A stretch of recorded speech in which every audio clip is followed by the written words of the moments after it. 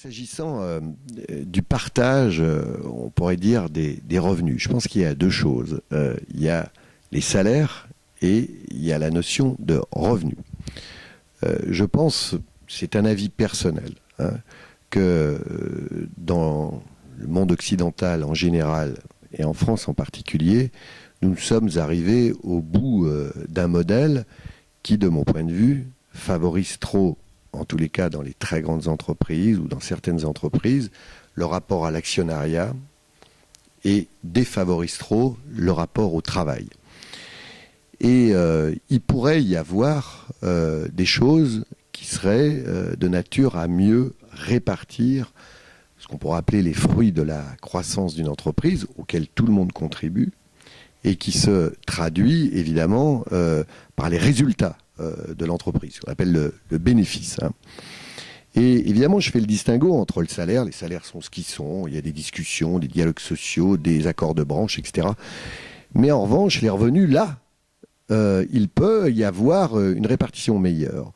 Je propose, et j'essaie dans mon propre groupement de sensibiliser mes collègues à ça, et ils reçoivent bien ce message, et une majorité d'entre eux l'appliquent.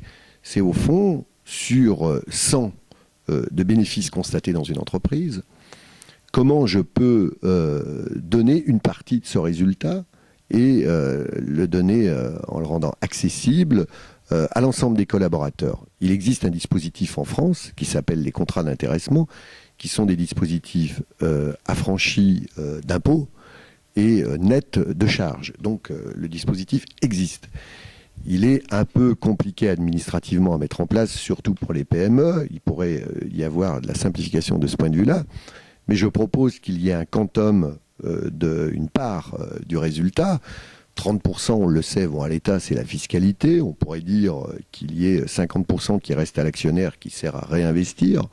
Et puis, à ce moment-là, par conséquent, il pourrait rester 20%, 20 à 25%, mettons, qui irait en partage les années, évidemment, où il y a des résultats, pour les collaborateurs. Ça peut constituer un mois, voire un mois et demi, parfois deux, si les résultats sont bons, qui vont directement, au bout d'une année, améliorer le revenu, du coup, et je ne parle pas des salaires, des collaborateurs. Il faut pour ça que dans le cadre d'une pédagogie, d'une explication, les collaborateurs puissent recevoir ça comme à un moment où les choses se passent bien. Quand elles se passent moins bien, il faut accepter qu'il n'y en ait pas. Et il faut aussi, ça c'est une autre discussion, accepter que ces compléments de revenus, pour l'instant, sont affranchis de tout de la sécurité sociale, de la retraite, des mutuelles, etc.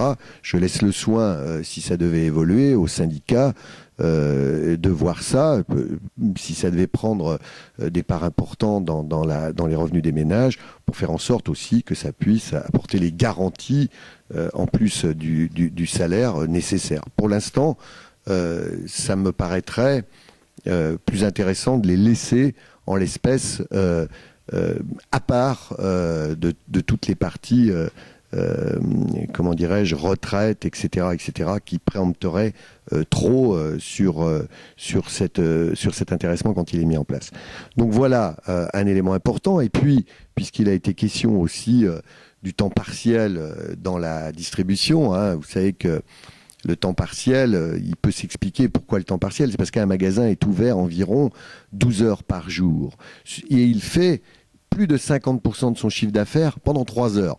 Donc si on veut conjuguer affluence client et nombre de caissières, il faut faire appel au temps partiel. Le temps partiel, il peut être subi ou choisi. Quand il est choisi, voilà, ça correspond souvent à un cycle de vie, souvent de jeunes femmes qui conjuguent la vie de famille et la vie du travail, et donc le temps partiel leur convient.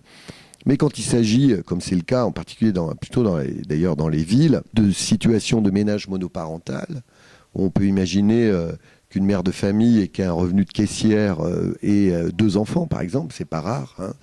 À ce moment-là, il faut aller vers du temps partiel qui soit non plus choisi, mais là, il est subi, donc il faut aller vers le temps complet. Donc l'idée, c'est que là, du coup, c'est vraiment travailler plus pour gagner plus. Et donc l'idée est la suivante, on ne peut pas faire 35 heures à la caisse, parce que c'est un travail qui est quand même difficile, stressant, il faut être très attentif, on demande beaucoup, hein.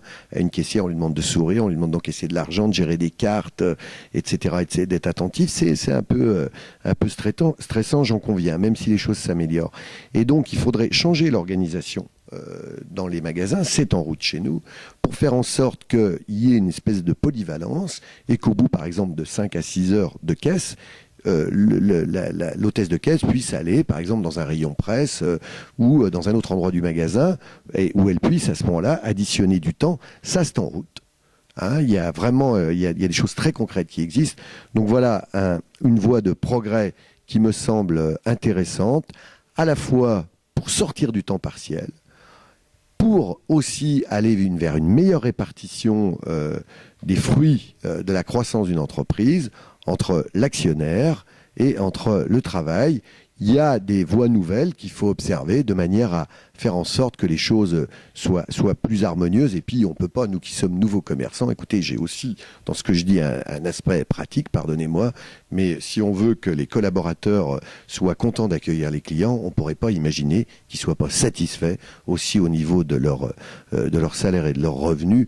Donc tout ça, et vous le comprenez bien, d'un intérêt bien compris pour tout le monde.